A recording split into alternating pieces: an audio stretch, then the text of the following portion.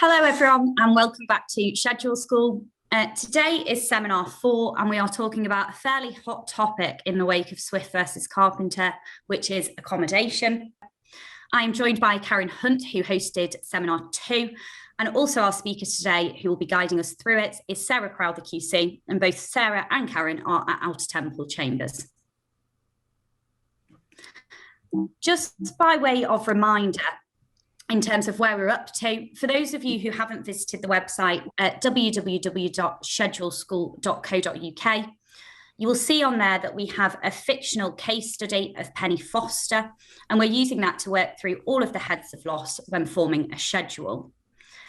Just by way of reminder of Penny's circumstances, Penny Foster was born on the 23rd of May, 1983, and on the 17th of March, 2019, she was involved in a road traffic accident, which has rendered her paraplegic. You will see on the screen now that in red, we have dealt with her accommodation. So the 2-bedroom terraced house, which Penny owned pre-accident, was unsuitable for her needs. And as a result, Penny is currently renting an accessible bungalow and continues to undergo intensive therapy.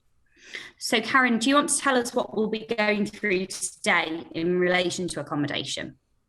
Yes, thank you, Lois.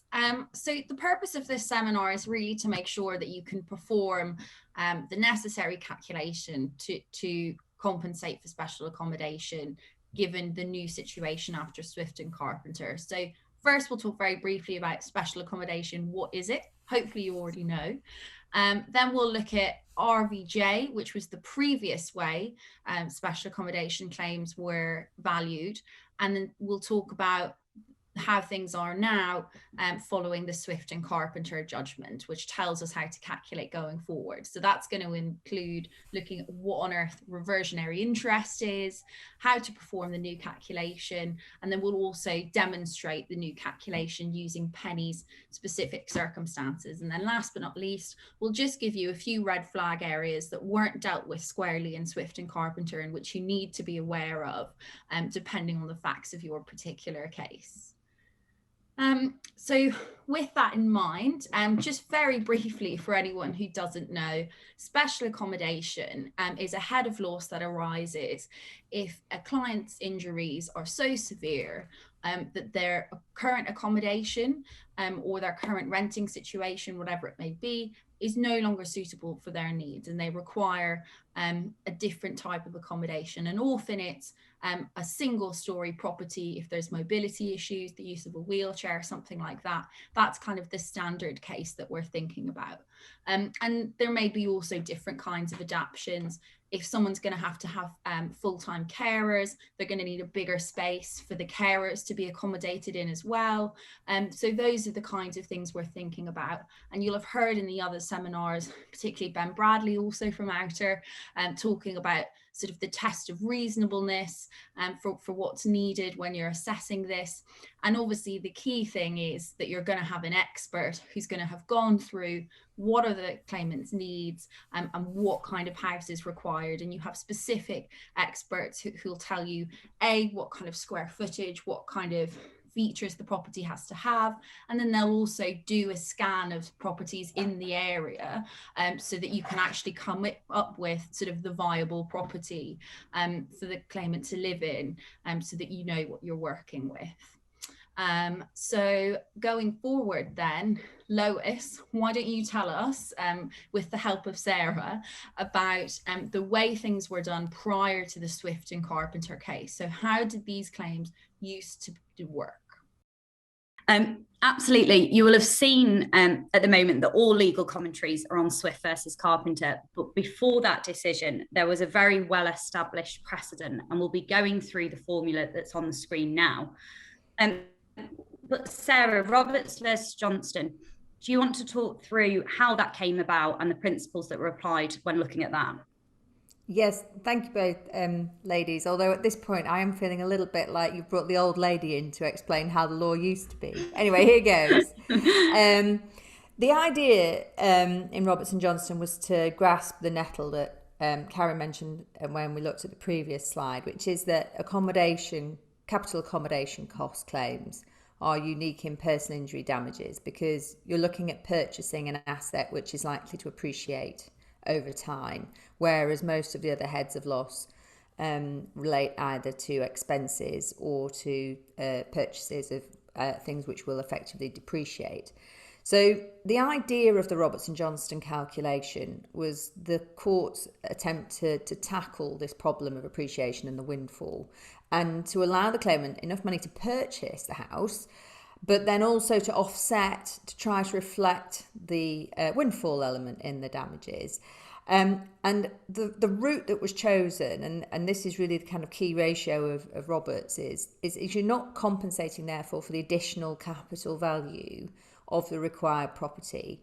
What you're doing with the Roberts and Johnston calculation, or what you used to do, is you would look at the annual loss which was incurred by a claimant due to the loss of income from the capital which had been spent on property instead. In other words, the idea was that if you'd been able to invest that money, the additional sum, how much would it have earned? In other words, how much, and that was the way that the loss was being calculated. And this resulted in the formula that you see on the screen, which is additional capital cost multiplied by the discount rate, multiplied by the life multiplier for the claimant. And obviously then Wells and Wells came along afterwards, and the discount rate was set subsequently by Lord Chancellor in pursuant to the powers in the Damages Act. And so this was all fine, where the positive discount rate was 2.5%, and you can see on the slide the calculation.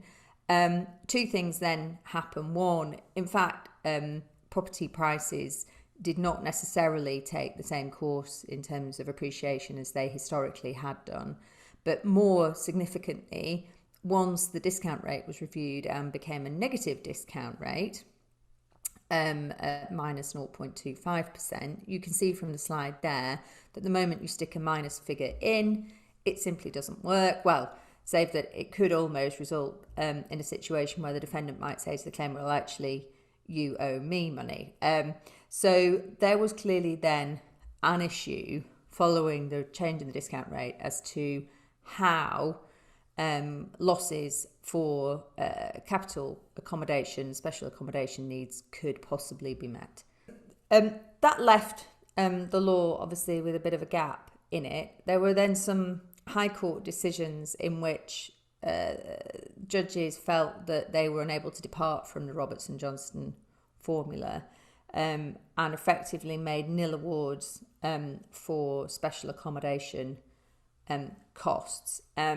Then came along the case of Swift against Carpenter. It's a road traffic accident claim. Mrs. Swift unfortunately had very severe leg injuries and had to have a below-knee amputation.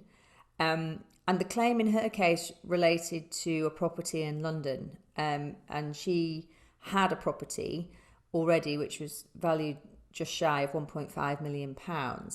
And so Mrs. Justice Lambert, who was the judge at first instance, made various findings of fact as to the cost of the property which would have been required, which was about 2.35 million. So there was a significant capital shortfall of some £900,000. But she then, in line with previous decisions, held that she was bound by Roberts and Johnston, which is a matter of strict precedent. It seemed probably to be the right decision. But obviously, in view of the unsatisfactory circumstances in which that left the claimant's claim, she was happy to give permission to appeal on the point of principle. And so the case then came in front of the Court of Appeal. And what was slightly unusual about the history of the case was that at first instance, neither of the parties had laid before the court any materials on which the court might have conducted the exercise of assessing the loss by reference to different principles. And so the Court of Appeal had to decide what approach to take, and it took the rather unusual step of agreeing itself to hear the expert evidence and effectively factual evidence almost at first instance, obviously based very much on the findings of fact which Mrs. Justice Lambert had already made from the accommodation experts. And so the Court of Appeal heard expert evidence from economists, mortgage experts, a surveyor, and also experts in calculating, niche experts in calculating what's known as the reversionary interest in property. And that meant that a number of issues were before the Court of Appeal. The first was the Court of Appeal itself bound by the Court of Appeal's previous decision in Roberts and Johnston, which raised a kind of technical issue of precedent, interesting for nerds like me. But essentially, the court stepped around that by saying that although it was technically binding precedent, the rules that had been laid down in Roberts and Johnston were not rules of strict law, but were rather guidance to the lower courts in terms of how to assess damages. And so, having found themselves sufficient wiggle room, they then moved on to the next question, which was what were the options available to the Court of Appeal in order to provide appropriate compensation, which would enable the claimant to be adequately compensated without generating a windfall. And there were various options that had originally been laid out by the parties. One was to look at interest-only mortgage backed by a periodical payment order. Another was to look at mortgage payments or even mortgage interest payments using a kind of interest-only mortgage vehicle rather than a capital repayment model, and then to factor that in by the life multiplier. Another sub-option there was to look at rental costs on the life multiplier as opposed to mortgage payments. And there was even a suggestion that the defendant could purchase the property needed and then to effectively become mortgagor or lender to the claimant with some kind of charge over the property. It's fair to say that kind of creative option didn't go very far because of the various strict financial regulatory regimes which would have been engaged by that kind of model, amongst other difficulties. And the Personal Injury Bar Association intervened in the appeal and also was instructive in obtaining and making sure that the right expert evidence was before the court. So, having looked at the kind of smorgasbord before it, the Court of Appeal decided that the viable option in terms of actually calculating the loss is the reversionary interest model. So I know you're all waiting with bated breath to find out what is a reversionary interest. And some of you whose memories are longer than mine will remember your equity tutorials and property law. But essentially what happens in a trust is that you can have a reversionary interest where the remainder interest in property reverts back to the settlor of the trust when the prior interest comes to an end. So the slide here sets out an example. So if there is a property and a settlor gives a life tenancy of that property, once the life tenant dies, then obviously the interest in the property reverts back to the settlor or to whoever the settlor has given the reversionary interest to. So that means that the life tenant obviously doesn't have the benefit of that property. And that's why the model was of interest to the Court of Appeal, because it, in essence, reflected what it was trying to achieve when compensating the claimant. It was to give the claimant sufficient interest in a property for the rest of her life so that she could live in the accommodation that she reasonably needed, but not such that it would benefit her estate upon her death. Now, the next stage, which was to look at what is the reversionary interest, involved a lot of discussion about being the remainder man, which isn't actually the fifth Beatle or some other kind of strange concept, but it is the person to whom the property reverts once the prior interest has ended. And apparently these do actually have a market value, although having read the case, it is very clear that it's an incredibly niche market. It's so small as to be almost difficult to measure in market terms. However, the Court of Appeal accepted that the evidence was sufficient that you could rely upon it in order to identify what the value would be to the remainder man. And having heard all of that evidence and weighed it all up, they decided that basically the thing to do is to adopt a rate of return of 5% to reflect the reversionary interest value. Now, you'll be pleased to hear that our brief foray into property law has now come to an end. We can actually have a look at how you do it.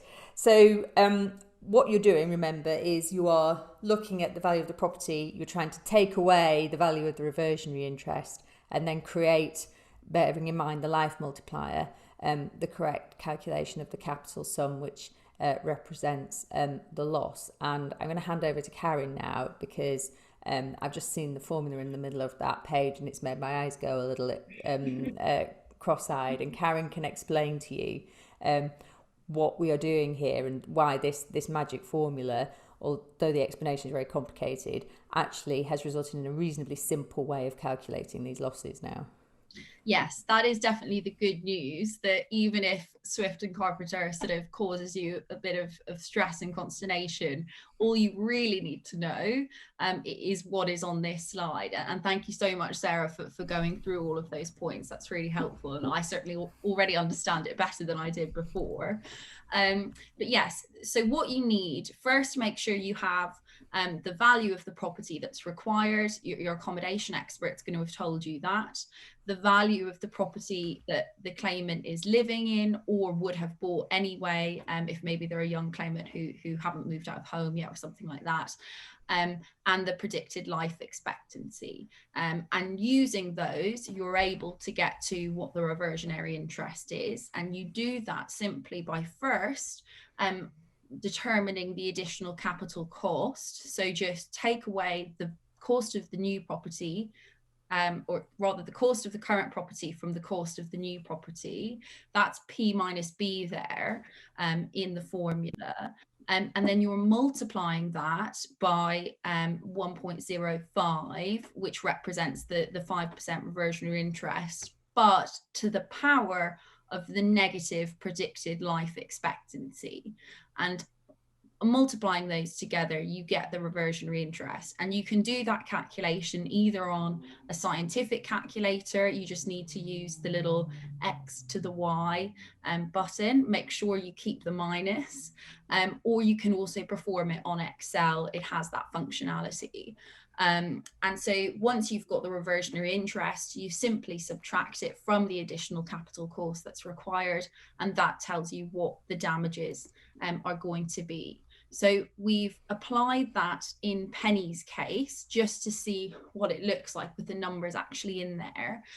We've got Penny with a life expectancy of 38 more years. We've just used that a simple number for the purposes of the calculation. We know that her pre-injury home, as Lois said, isn't suitable for her needs, and she's going to require a new home at a cost of 900,000. She'll be able to sell her current home for 600,000. So you'll see how we've put that into the formula there. We've gotten about 46 or almost 47 grand in reversionary interest, and we've taken that away from the 300,000, which is the difference or what Penny needs to buy her new house. And so Penny would get, in this case, 253,000. And then obviously in practice, what would happen would be that, you know, she'd use from other heads of loss to make up the difference that's needed to buy the house. So that's what it looks like in practice. And it's worth saying as well that formula is actually so easy, you can even do it on your iPhone, as I understand it. So it's a big sigh of relief if you're like me and you don't really like formulas, because it's quite a nice one to do. The slide that's just come up on your screen now deals with something that in catastrophic injury claims are commonplace, and that's adaptations and betterment. And Swift versus Carpenter remained silent on those points. Understandably, it was about finding a new way to deal with the negative discount rate. But that rather leaves the question as how that should be dealt with. Sarah, what's your view on that and how you would approach this pragmatically?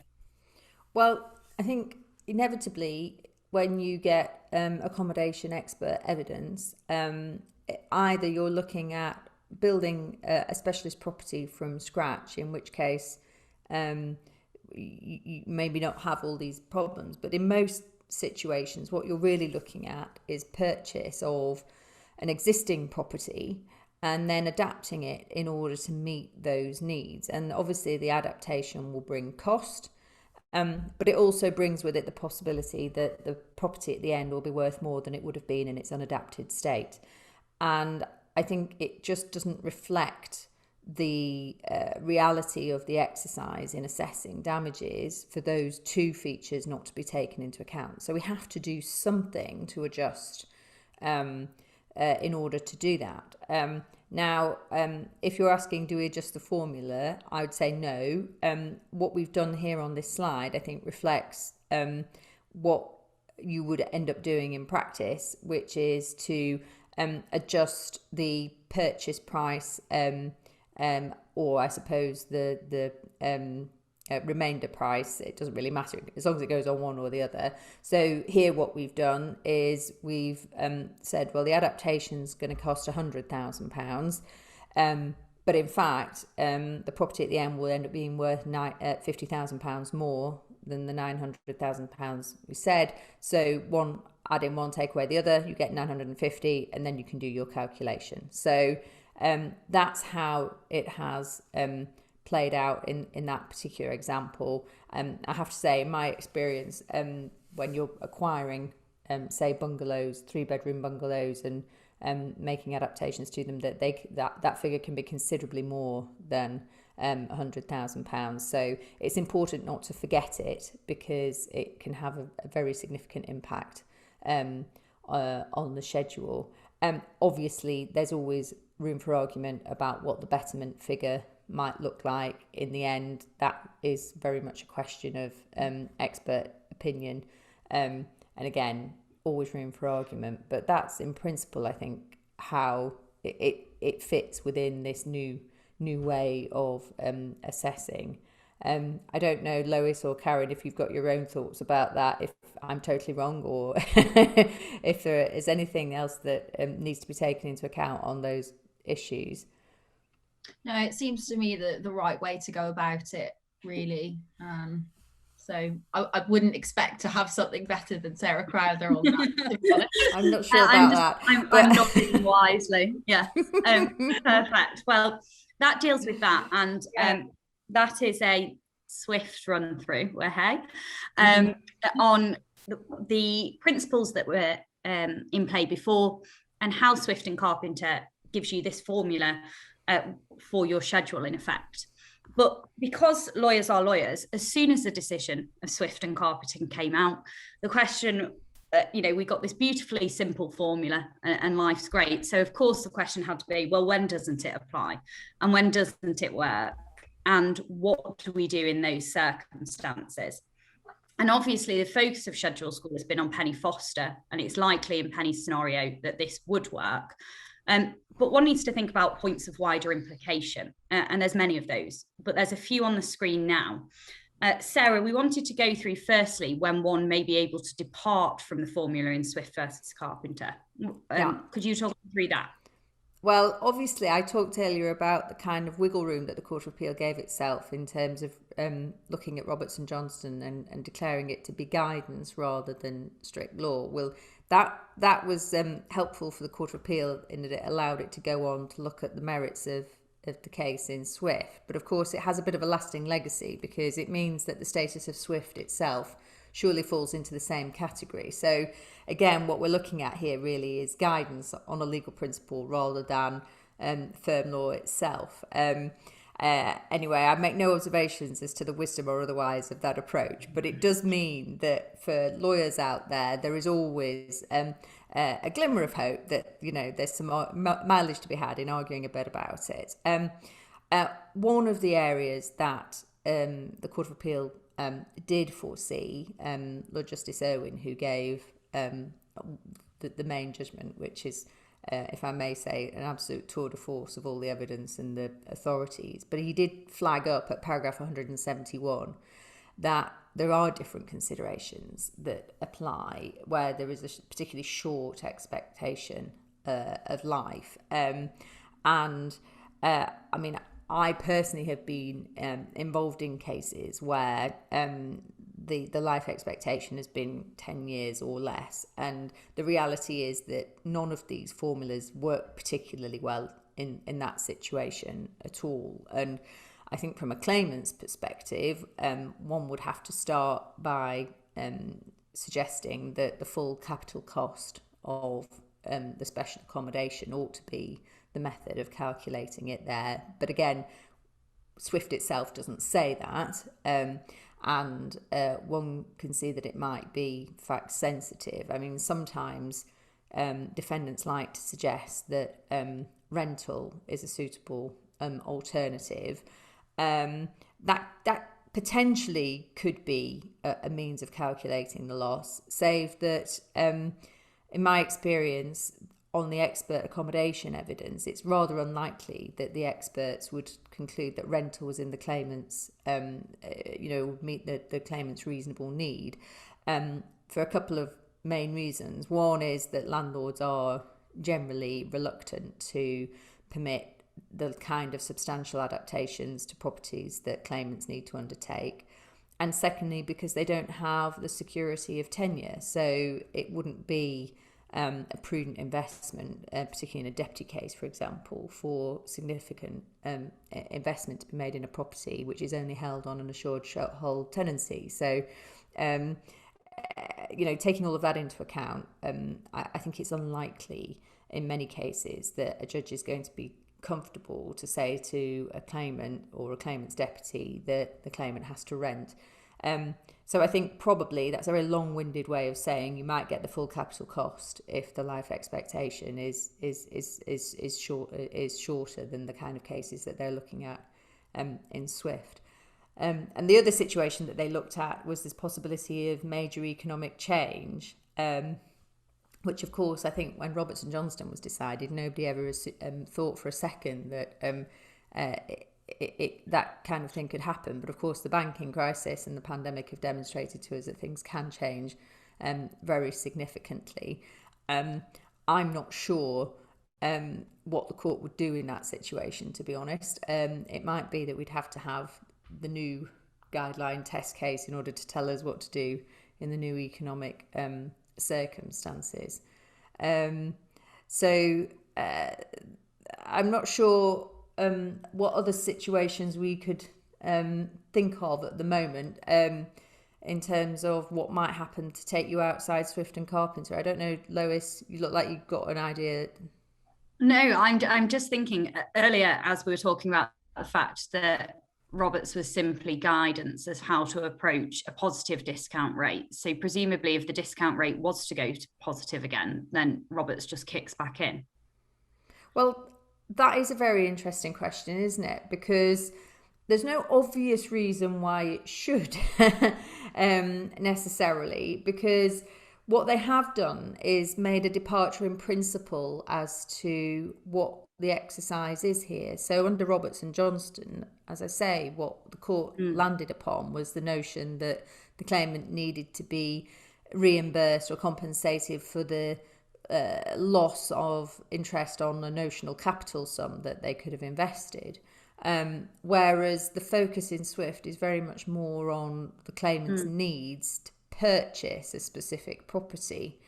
And so I think it's far from clear that even if the discount rate were to revert to positive, that would signal a need for a departure from the Swift and Carpenter principles. It might obviously mean a tweak to the possibly mean tweaks to the formula maybe, but in terms of the overarching approach, it seems to me that I think it would be difficult now for the court to go back to the old style of Roberts and Johnston of viewing it as a loss of a chance of an investment rather than the need to purchase a specific property for a specific need.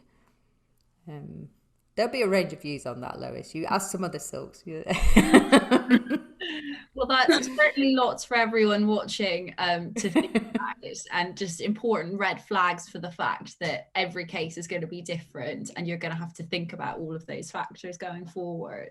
But hopefully that's given you what you need to start drafting schedules for special accommodation.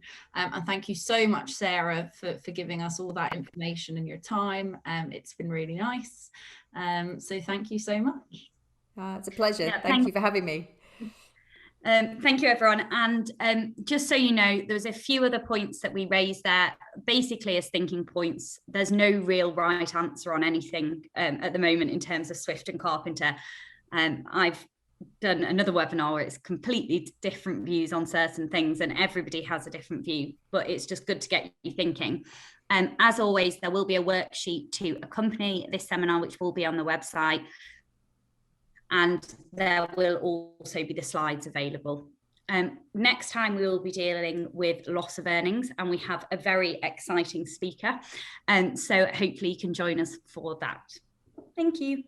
Thanks. Bye. Thanks.